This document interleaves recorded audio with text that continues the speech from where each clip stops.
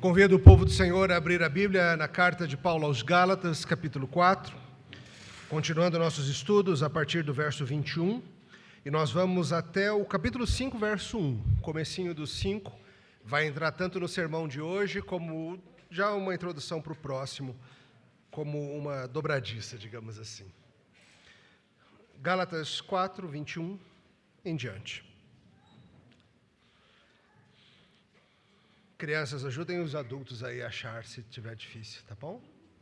Vocês são fera nisso.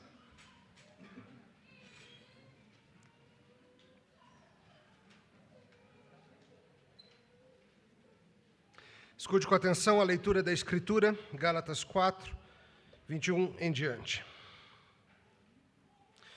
Dizei-me vós, os que quereis estar sob a lei, acaso não ouvis a lei?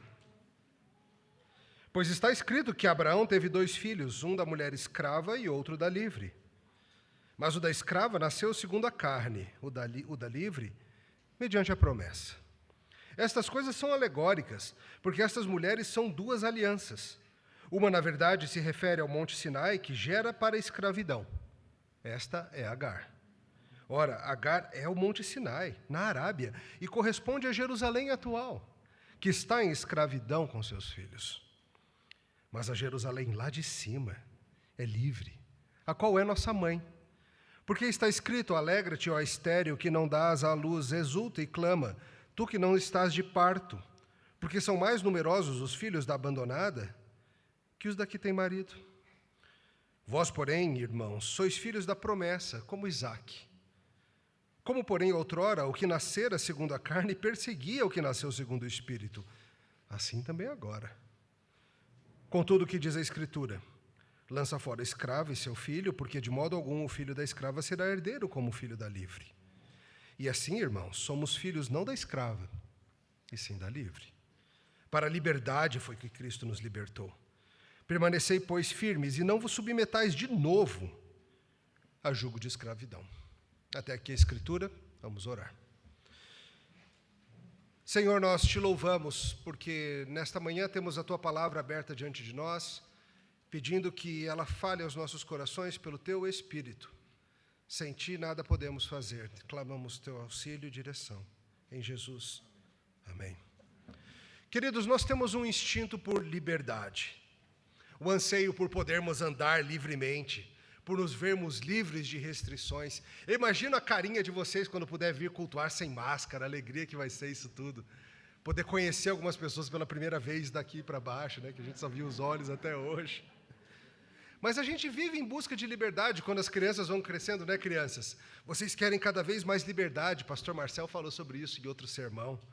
Você quer poder escolher a hora de dormir, poder escolher a hora de comer, o que vai comer principalmente, o que vai assistir, o que vai ler. A gente vai crescendo e a gente anseia por isso. Adolescentes vão crescendo e vão nessa fase justamente em que os pais estão tentando lidar com quanta liberdade pode ser dada ou não e em que momento. Quais os limites naquela época específica da vida, que é esse crescimento, essa transformação de crianças em jovens. Nós adultos também ansiamos por liberdade, ou pelo menos o que a gente acha que vai ser liberdade. Muitas e muitas vezes os adultos sonham com poder ter um aumento ou uma promoção, porque a liberdade que o dinheiro promete vai fazer, supostamente, muita diferença. Talvez muitos anseiem pela aposentadoria, pensando, vai ser o dia da liberdade. Adeus horário comercial. Agora eu faço o que eu quiser com o meu tempo. E aí você descobre que tem neto para cuidar o tempo todo. E assim por diante. O que aconteceu? Eu era mais livre lá no escritório. Vocês estão rindo de nervoso, né? Vários dos nossos passos são assim, dados por um anseio de liberdade. Mas o estranho é que, embora ao mesmo tempo toda a humanidade anseie por liberdade, a humanidade intencionalmente se bota debaixo de escravidão. Se coloca debaixo de prisões diversas, às vezes até literais. Lembra um filme da minha juventude muito marcante, Um Sonho de Liberdade? Lembra desse? Um clássico de um homem que é preso injustamente, passa a vida tentando achar um jeito de ou provar sua liberdade ou escapulir da cadeia. E a história vai contando sobre muitos homens que passaram décadas na cadeia até receberem sua liberdade, e alguns não sabiam viver livres. Simplesmente não sabiam como viver sem ter alguém mandando comer, mandando ir ao banheiro, mandando fazer isso, mandando fazer aquilo. Sentiam falta de alguém mandando-os fazer. Não conseguiam lidar com a própria liberdade. E sabe, irmãos, é estranho, mas é real. Há uma sensação de segurança em estar numa cela escura que não vem com você estar solto ao ar livre. Alguns preferem a escravidão. Que isso, pastor? Quem preferiria a escravidão à liberdade? Todos aqueles que estão com a alma enferma. Todos aqueles. E a recusa que nós vemos ao redor do mundo por vir a Cristo mostra que o homem prefere a escravidão, embora diga que prefere a liberdade. A humanidade se coloca o tempo todo debaixo de amarras diversas. Ao contrário do que o mundo quer nos fazer crer, os gritos por liberdade, os gritos por independência, as promessas de que você vai se livrar da religião, que você vai se livrar das amarras da sociedade judaica cristã, ou o que for, que isso vai te fazer livre, na verdade isso são buscas por prisão, por preferir o cárcere a Deus. Por exemplo, a prisão dos impulsos físicos é uma que aprisiona muitos. Na busca de não se limitar por nada, você se torna escravo dos seus hormônios, do seu estômago, dos seus olhos e do que eles exigem de você. Você pensa que está livre, mas são teus impulsos que te controlam. E o pessoal ao teu redor diz, siga seus impulsos, isso é que é liberdade. Não. A prisão das inúmeras ideologias que se encontram nesse mundo, projetadas para enganar o homem e fazê-lo fugir de Deus. E vem com a seguinte promessa, para de pensar dentro da caixinha. Pense na minha caixinha. Todas essas promessas de seja um pensador livre, siga a sua própria mente, ao invés de seguir o que esse livro antigo diz, no final das contas são tentativas de te aprisionar com outras linhas de pensamento. Uma mais recente, a prisão de você ter que definir quem você é. Essa é uma prisão bem moderna, ou pós-moderna, diriam alguns. Essa busca moderna, porque pela ideia de que você precisa, de alguma maneira, descobrir quem você é. De que o seu valor, o seu significado, a sua identidade precisa ser construída do zero. Vem com a aterradora possibilidade de que talvez você tenha entendido a si mesmo de forma errada. E que você só vai ser livre quando você se descobrir quem você é, o que você gosta, o que aflora do seu coração. E isso é uma escravidão, porque você vive de acordo com os impulsos do dia, que mudam de semana para semana, que mudam de ano para ano, que mudam de acordo com o que o seu grupo de amigos considera plausível ou aceitável, que muda de acordo com aquilo que é mostrado nas redes sociais ou na televisão, na busca de se libertar, supostamente, do que Deus te fez ser, você se submete a impulsos que mudam de acordo com a lua, ou mais ou menos aceitáveis do clima cultural em que você está. É uma prisão. A prisão da pressão do público, onde nós somos livres para concordar com a multidão. Mas ai de quem se levantar como uma voz, tentando de fato pensar sozinho. A prisão da pressão dos nossos pares, dos que são como nós, onde a gente se vê cerceado, vigiado e obrigado a responder às questões do dia a dia e nos expressarmos apenas naquilo que todo mundo considera aceitável. Você acha que é liberdade, mas é prisão. Tenta ir contra o grupo para você ver. Hoje eu vou te oferecer uma chave que vai te libertar dessas cadeias todas. Das cadeias dos teus impulsos, das cadeias da pressão popular, das cadeias da ideologia do seu tempo, das cadeias de tentar descobrir quem você é. Uma chave. Espero que você pegue essa chave. Hoje, em Gálatas, nós vamos aprender que nós somos chamados a ser livres. Não por nossos esforços, mas pela ação poderosa do Deus das promessas.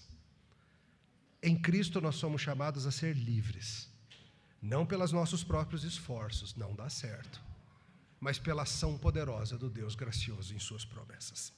A gente vai ver isso em duas partes. A primeira delas é a gente vai entender muito claramente que toda e qualquer tentativa de forçar a mão de Deus para nos tornarmos livres não vai funcionar. Olha comigo de novo o início do texto, verso 21.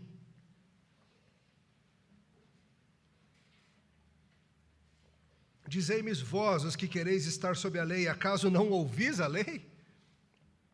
Pois está escrito que Abraão teve 2 filhos, um da mulher escrava e outro da livre. Mas o da escrava nasceu segundo a carne, e o da livre mediante a promessa. Essas coisas são alegóricas ou simbólicas, porque essas mulheres são 2 alianças. Uma, na verdade, se refere ao Monte Sinai, que gera para a escravidão. Esta é Agar. Ora, Agar é ao Monte Sinai, na Arábia, e corresponde a Jerusalém atual, que está em escravidão com seus filhos. Até aqui. Paulo vem instruindo os Gálatas, lembrando-os que não existe salvação por meio de seguirmos as obras da lei. E ele vem mostrando isso por vários caminhos. Ele falou da experiência dele próprio, Paulo. Ele apontou para Abraão e como Abraão foi salvo. Ele argumentou a partir da lei de Moisés e como ela não servia para salvar, ela servia para mostrar quem somos como um espelho e nos levar até Cristo em segurança. Na semana passada, pastor Marcelo nos lembrou de que não adianta trocar 6 por meia dúzia, que não entender o evangelho da graça é uma tragédia, e aqueles homens estavam deixando o paganismo e a sua prisão, não para abraçar a verdadeira liberdade na fé cristã, mas para se colocar debaixo de outra prisão, outra falsa fé, o legalismo. Estavam trocando 6 por meia dúzia. Se os Gálatas achavam que ao seguir no caminho de seguir a lei, estavam dando um passo à frente rumo a um cristianismo mais profundo, na verdade era um passo atrás. Estavam retornando a algo muito parecido com o paganismo, da onde haviam saído, tratando as leis de Deus como proteções mágicas. Se você fizer isso, vai ficar tudo bem na sua vida. E Paulo continua argumentando, sábio como ele é, capaz como ele é, agora ele vai usar um outro caminho, retomando uma outra história, uma história um tanto estranha, da vida de pai Abraão, de quem aqueles judeus todos se orgulhavam tanto. Ele faz uma pergunta para eles, ele fala assim: vocês aí, que estão querendo ficar debaixo da lei, vocês não leram a lei, não? Vocês sabem no que vocês estão se metendo? Tentando resolver o problema do pecado com suas próprias forças? E aqui ele usa a palavra lei num sentido mais amplo, não apenas os 10 mandamentos ou algo assim, mas como um sinônimo para o Pentateuco, para o Antigo Testamento como um todo. Paulo, sagaz que só ele, vai dar um exemplo bem forte, mostrando a impossibilidade de ser salvo pela lei. E ele fala: deixa eu contar uma história para vocês. E ele volta ao texto que nós lemos hoje de Gênesis 16. Abraão tinha sua esposa Sarai, os 2 já de idade avançada, sem filhos, incapacitados, humanamente falando, de ter filhos. Mas Deus havia prometido a Abraão, não havia? Que ele seria pai de uma enorme nação, numerosa como as estrelas do céu, numerosa como a areia que há na praia do mar. Mas eles não podiam ter filhos, e já estavam em idade avançada. E por não verem as promessas se cumprindo de acordo com o que eles achavam que tinha que ser, começaram a pensar torto. Começaram a pensar não por fé, mas por vista. E Sarai teve uma ideia. Sarai deu a ideia de que ele tivesse um filho com a serva deles, Agar, uma mulher egípcia. E Abraão nem resistiu muito não, você viu, né? Tiveram um filho chamado Ismael, filho dessa ação pecaminosa. E você viu o capítulo, você viu o quanto de dor essa história gerou. Todo mundo errado, todo mundo pecando nessa história. Abraão pecando, Sarai pecando, depois a própria Agar pecando em desprezar Sarai, depois Sarai pecando em querer o fim daquela mulher, e tudo o que acontece ali. Uma ação desastrosa em todos os sentidos. Nisso surgiu esse filho chamado Ismael, filho de tentar forçar a mão de Deus quanto às suas promessas. Mas Deus não pode ser forçado, irmãos. Ismael não foi o filho da promessa de Deus. Não foi o filho por meio de quem Deus iria chamar uma grande nação para ser o seu povo. Não tem como forçar a mão do Senhor. Não tem como pegar os nossos esforços e constranger a Deus para fazer de nós filhos. Não tem como impressioná-lo tanto que ele mude seus planos. Deus deu depois, através da própria Sarai, o filho que havia sido prometido, Isaque. E Paulo retoma essa história para fazer uma comparação impressionante, você precisa entender o que ele está dizendo. Os judaizantes, os legalistas, estavam atormentando os gálatas, dizendo: vocês querem ser filhos de Deus? Então sigam a lei, sigam a circuncisão, sigam as festas, sigam as cerimônias, sigam as prescrições alimentares. E olha a invertida que Paulo dá neles. Paulo pega essa história, que seria conhecido de absolutamente todos eles, e ele fala: essa história serve muito bem de ilustração do que está acontecendo aqui. Veja, quando Paulo fala que isso é uma alegoria, uma ilustração, ele não está dizendo que isso não aconteceu de verdade, não é isso, tá? Não é isso. Ele está dizendo que aquele fato histórico serve muito bem para ilustrar o que está se passando. E ele fala: olha só que interessante, tem dois jeitos de ser filho de Abraão. Tem dois jeitos de ser filho de Abraão. Tem um jeito que conduz à escravidão e à morte. E tem um jeito que conduz à liberdade e à vida. Um jeito é ser filho que nem Agar teve Ismael, um filho que não é da promessa. E o outro jeito é ter filho que nem Sarai, o da promessa. Agar significa a tentativa de forçar a mão de Deus por meio das obras. E ele fala: Agar é que nem o Monte Sinai, a lei, a tentativa de vamos impressionar a Deus. Deus não está fazendo, a gente faz. Sarai, por outro lado, mostra um outro caminho. O caminho do Deus que graciosamente age em gente pecaminosa que nem Sarai e Abraão e faz da vontade dele, livremente. E Paulo está dizendo para aqueles judaizantes e para os gálatas: vocês sabem quem é Agar nessa história? Vocês sabem quem são os filhos de Agar nessa história? São vocês, que querem cumprir a lei para ficarem bem com o Senhor. Vocês que, à semelhança de Agar, à semelhança daquele caminho, querem forçar a mão do Senhor. Vocês acham que vocês são os filhos verdadeiros de Abraão, os da promessa? São coisa nenhuma. Vocês correspondem ao Monte Sinai. Vocês correspondem à Jerusalém atual, a Jerusalém que vive na escravidão de tentar agradar a Deus por meio da lei. Paulo está dizendo algo que é explosivo, queridos. Não é meramente que ele está dizendo que não é necessário fazer como os judeus para ser salvo. É muito mais grave que isso. Ele está dizendo que todos aqueles que tentam agradar a Deus assim, não são filhos, coisa nenhuma. Não são parte do povo de Deus. Que aqueles que acham que vão agradar a Deus por guardar a lei, não são filhos, coisa nenhuma. Eles se julgavam os verdadeiros filhos de Abraão, mas os gálatas agora recebem o aviso: eles nem filhos são. Ou melhor, são filhos desse outro jeito, do jeito humano de tentar ser, do jeito carnal de tentar responder, do jeito pecaminoso de tentar merecer. Eles são filhos sem a graça. Eles se acham os verdadeiros, né? Eles não têm a herança. Tem dois jeitos de ser filho de Abraão. Um leva a vida e a liberdade, é o caminho da fé. Os gálatas haviam conhecido esse jeito, mas estavam indo pelo mau caminho de tentar forçar a mão do Senhor. E Paulo está alertando: os judaizantes não são o que dizem, eles nem crentes são. A Jerusalém atual é a mesma coisa. Está cheio de gente morando em Jerusalém que diz amar o Senhor, mas que vive pela guarda da lei e não por amor ao Messias. São escravos, não são parte do povo de Deus de verdade. São filhos de Abraão apenas segundo a carne, só no sentido de terem um material genético abraâmico, mas estão, na verdade, no caminho de Agar e de Ismael. Sabe, queridos, não é apenas que confiar nas obras da carne, nas obras da lei, seja desnecessário, já que a gente tem a fé. Mas confiar nas obras da lei te coloca na categoria dos que não têm salvação. Esse alerta é muito sério.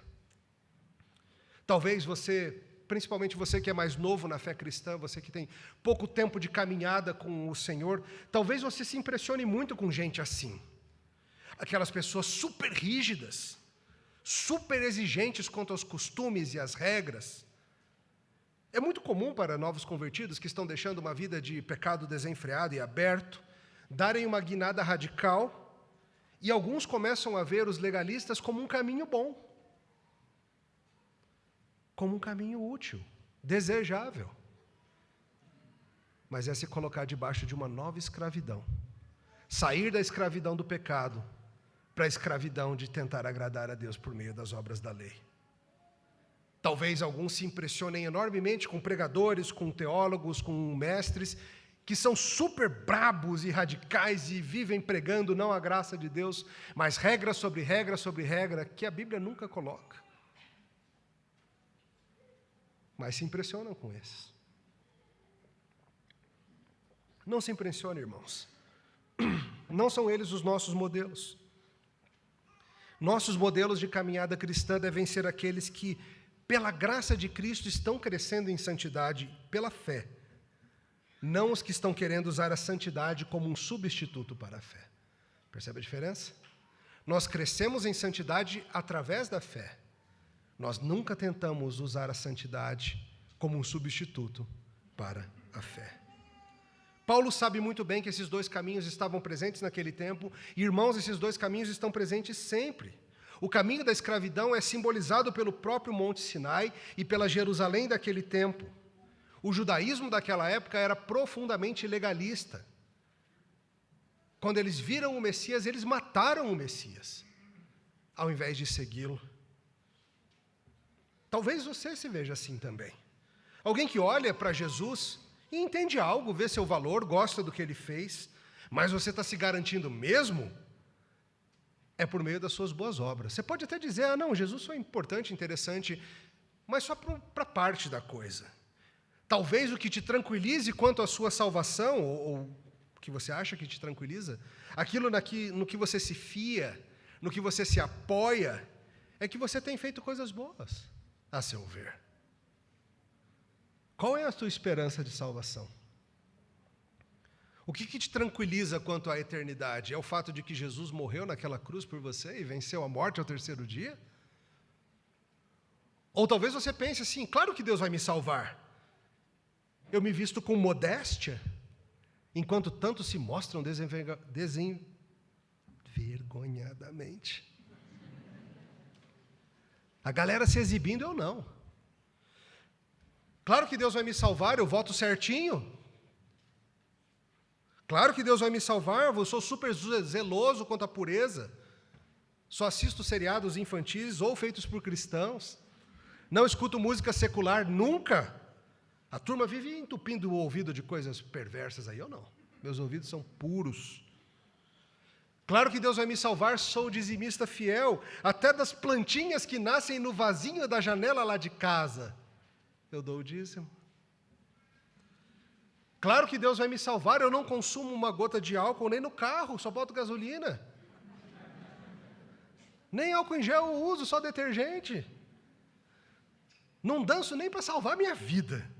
Não falta um estudo bíblico, um culto bíblico, uma reunião de homens, nada.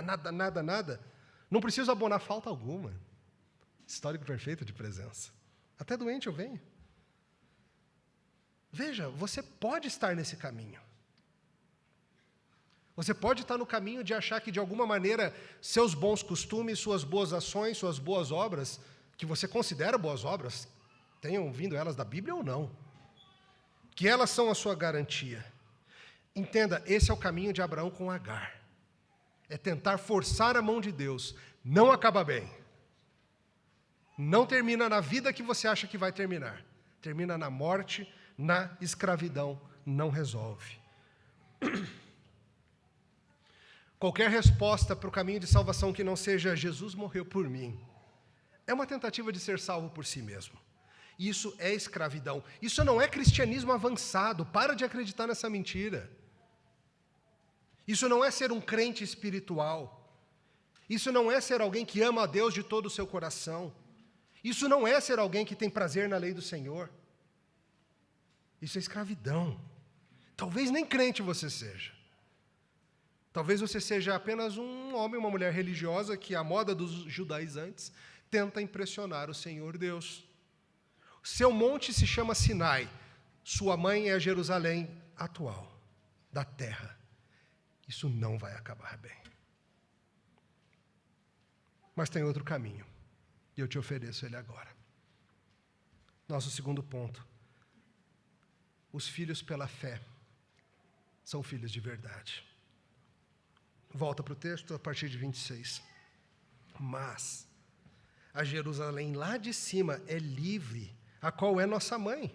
Porque está escrito: alegra-te, ó estéril, que não dás à luz, exulta e clama. Tu que não estás de parto, porque são mais numerosos os filhos da abandonada que os da que tem marido. Vós, porém, irmãos, sois filhos da promessa, como Isaque. Como, porém, outrora o que nascera segundo a carne perseguia o que nasceu segundo o Espírito, assim também agora. Contudo, o que diz a Escritura: lança fora a escrava e seu filho, porque de modo algum o filho da escrava será herdeiro com o filho da livre. E assim, irmãos, somos filhos não da escrava, e sim da livre. Para a liberdade foi que Cristo nos libertou. Permanecei, pois, firmes, e não vos submetais de novo a jugo de escravidão. Quem é de fato filho de Abraão? Quem é de fato parte da família de Deus? Tem um jeito. Esse jeito não é nascendo na família certa, tendo a genética correta. Esse jeito não é agradando a Deus por meio de se comportar tão bem que Deus não vai ter alternativa. Ele vai falar: puxa vida, eu nem queria salvar aquele cara, mas olha como ele se comporta bem. Vou ter que deixar entrar no céu. Não queria, mas vou ter que deixar. Cara especial desse, o que eu vou dizer lá no céu? Como você não deixou entrar? O único jeito de você entrar nessa família, o único jeito de você pertencer não a Jerusalém terrena e caída, mas a Jerusalém livre e celestial, é crendo em Cristo. É pela fé. Esse é o caminho que Paulo vem insistindo na carta inteirinha. Foi assim que Abraão entrou. Foi assim que todo mundo que é salvo entrou. E agora ele nos lembra de novo: 2 caminhos. Tentar forçar a mão de Deus, acaba mal, acaba em morte. E escravidão. Receber da mão de Deus, pela fé, a graça em Jesus Cristo, é o que te faz filho da promessa, que nem Isaque. Não é merecimento, não é porque Abraão mereceu, Sarai mereceu. Vocês viram Sarai? Merecia nada. Conhece Abraão também, não conhece? Também não merecia nada, nenhum deles merecia nada. É pela fé na graça, é no que Deus nos dá. Veja, irmão, se você crê em Cristo, se você está firme no Senhor porque você crê nele, se você entende que a salvação é pela obra de Jesus, a boa notícia é que você pertence a uma cidade eterna. Uma Jerusalém que vai um dia descer dos céus. Não a Jerusalém terrestre, todo enroscado, todo embolado em leis e regras que mudam de acordo com o dia, com suas tentativas vãs de agradar a Deus. Ou você é da cidade eterna, ou você é da cidade daqui. Ou você é da cidade dos homens que odeiam o Senhor, ainda que queira de alguma forma se equiparar à vida. Ou você é da nova Jerusalém, que um dia vai descer dos céus para encher o mundo inteiro. Aliás, depois dá uma olhadinha em Hebreus 11, de 8 a 10, você vai ver que pai Abraão tinha anseio mesmo, era por essa terra. Embora ele tenha recebido a promessa de uma terra aqui neste mundo, pela fé ele sabia que um dia herdaria uma cidade superior, feita pelo próprio Deus, uma Jerusalém celestial. E na linguagem paulina, nós somos filhos dela. Dessa Jerusalém é de onde nós somos. Se você é de Cristo, você é livre porque você nem desse mundo é. Você não precisa viver debaixo de nenhuma das prisões da humanidade caída. Você é parte do mundo superior. Lembra do Salmo 87? Pega para ler hoje à tarde, reflita sobre ele. É um salmo lindo que vai citando diversas localidades do mundo e falando dos filisteus, dos egípcios, desses, daquele, e falando que gente nascida em vários lugares do mundo, pela ação de Deus, tem um novo nascimento em Sião, na Jerusalém celestial. E isso é muito importante, porque é pela ação de Deus que isso acontece, não pela nossa. E justamente onde a gente menos espera, o Senhor está agindo. Para refletir sobre isso, Paulo nos remete a um outro ponto nevrálgico da história da redenção, o exílio. com essa referência que ele faz no verso 27, uma citação de Isaías 54. Isaías 54 fala de uma ocasião em que o povo de Deus estava no exílio, tudo parecia perdido. O povo havia sido levado, Jerusalém estava deserta, tudo parecia estar humanamente encerrado. Perdemos, o povo de Deus perdeu, é o que se pensava. Mas pela palavra do Senhor, com os olhos da fé, Isaías olha e enxerga nova vida. Ele enxerga o Deus que é capaz de da esterilidade produzir fruto, da desolação trazer glória. Mesmo um povo espalhado, mesmo uma nação que parecia arruinada, mesmo algo que humanamente falando parecia sem esperança, mas Deus promete não vai ser assim. Remetendo à história de Sarai e Abraão, ele afirma que muitos seriam os filhos. E agora Paulo pega essas promessas feitas a Abraão de muitos filhos e ele conecta não a Israel étnico, mas à igreja, ao Israel espiritual. As promessas foram cumpridas. Pai Abraão tem uma multidão de filhos inumerável como as estrelas do céu. Essa multidão de filhos se espalha pelas nações e línguas. Todos aqueles que creem, que nem Abraão creu, são filhos dele. A Jerusalém está cheia de novo, não a Jerusalém terrena. A Jerusalém celestial já está cheia de uma multidão maravilhosa dos santos que já foram estar com o Senhor. E é o teu destino, assim como tua casa. Nós somos de lá. As portas de Jerusalém se enchem de um povo maravilhoso, uma multidão enorme, não pelo nosso esforço, nunca, sempre pela maravilhosa graça do Deus que nos redime. E isso que eu te ofereço hoje. Eu te ofereço essa liberdade, em nome de Cristo. Seja você quem for. Seja você quem for, tenha você a história que você tiver, seja qual for sua origem, seja qual for sua ficha corrida, se você crer, você vai fazer parte dessa nação que vai durar para sempre. Se você crer em Cristo e se agarrar a Ele, Ele te é oferecido hoje. Se você crer que a cruz do Calvário paga os seus pecados, você será salvo. Se você viver tentando de alguma forma você mesmo, pelo seu choro, pelo seu esforço, pela sua caridade, pelas suas boas ações, você mesmo fazer valer a salvação, você nunca vai chegar lá. Nunca, nunca. Seja qual for a sua origem, a chave está aqui, ó. Quer? Tim Keller nota muito bem que o Evangelho é a mais exclusivista e a mais inclusivista de todas as religiões. Exclusivista porque insiste que o único jeito de ser salvo é através de Jesus, o único. Não tem outro, não tem parecido, não tem genérico, não tem similar, não tem nada disso. Somente pelo Filho temos acesso ao Pai. Mas é inclusivista em dizer que absolutamente qualquer pessoa do mundo tem acesso a isso pela fé. Você não precisa ter um saldo X na conta bancária. Você não precisa ter uma etnia assim ou de outro jeito. Você não precisa ter um pedigree familiar de um jeito ou de outro. Você não precisa ter um histórico de bom comportamento. Você não precisa ter nenhuma condição humana. Você só precisa crer. Isso está disponível para a gente de todas as tribos, línguas e nações. Inclusive, muitos descendentes de Ismael, fisicamente falando, são filhos da promessa, porque creram. Isso é belo diante do Senhor. O verso 29 traz então o golpe final contra os judaizantes nessa argumentação.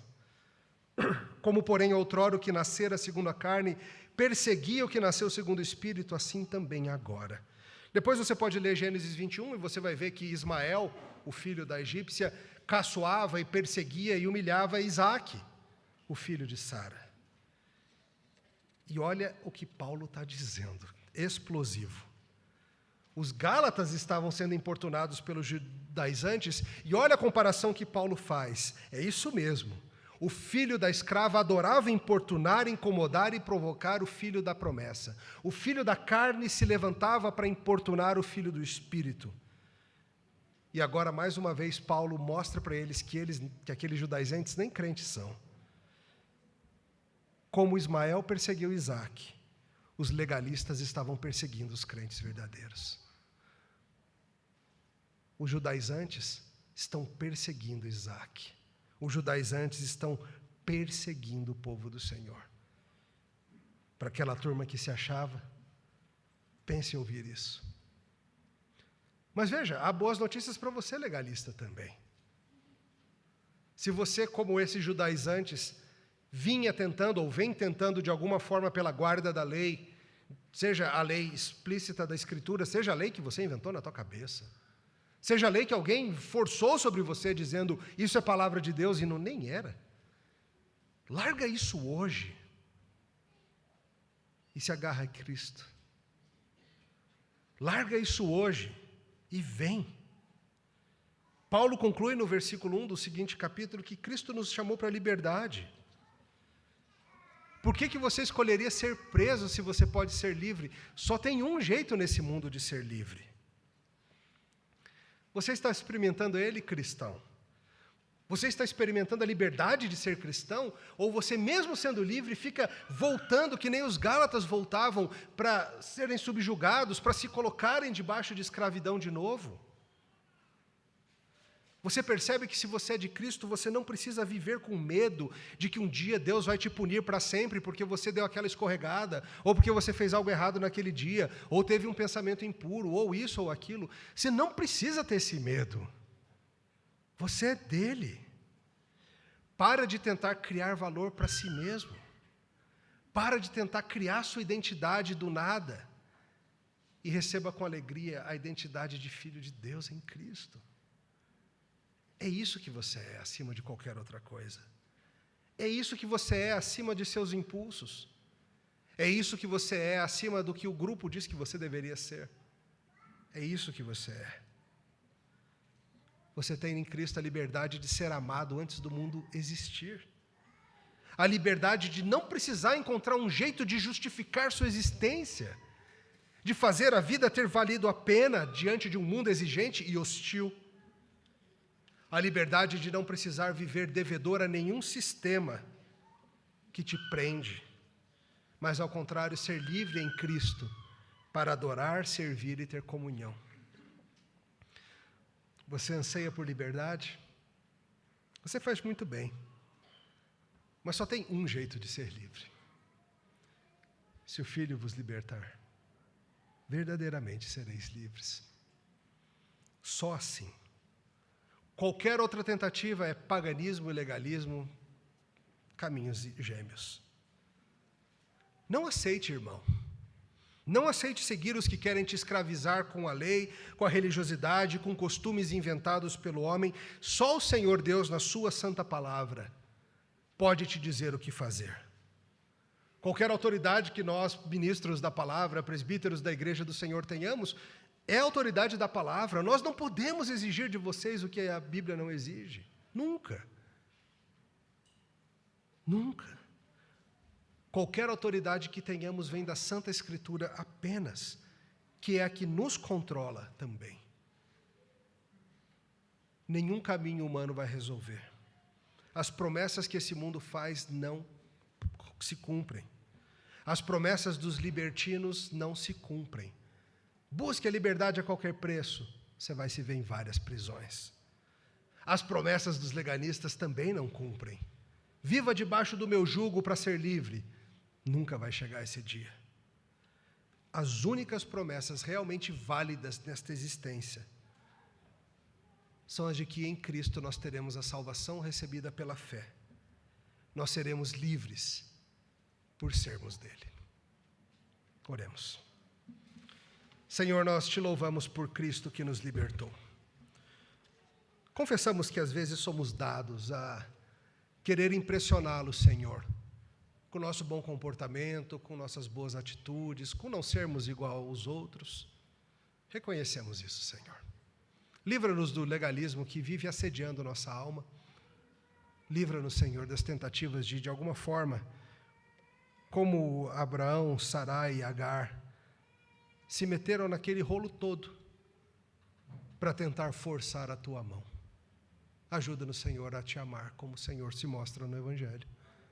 Louvado seja o teu nome. Amém.